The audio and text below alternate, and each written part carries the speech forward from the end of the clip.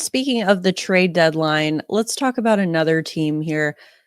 The Winnipeg Jets. What do they need to do, if anything, at the trade deadline? We've talked about them, obviously, one of the top teams in the league, have been, consistently just one of the deepest teams this season.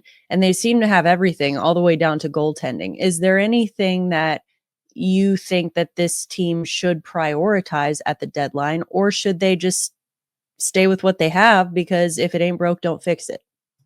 Well, their forward depth is remarkable. I mean, every team can use a depth center, but I think they're pretty good. They have good depth scoring, and Hellebuck, you don't need to do anything in goal because he's the best in the league. He's probably going to win the Vezina, and if he gets hurt, God forbid, your season's over with anyway. So it's there's no point in going out and getting a backup. I think I looked at their roster, and I think what they need to add is a top four defenseman. Now, if it's not a top four, then somebody who's a veteran who can step up into a top four role if necessary. I mean, Morrissey is really good. Pionk is really good.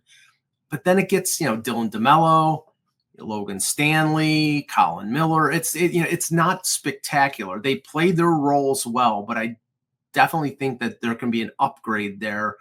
And there could be an opportunity for a rental there if they find a good fit that they could get for a reasonable price. They have some prospects in the organization. So if it was anything, I would say probably a 3, 4, 5 defenseman would help them a lot.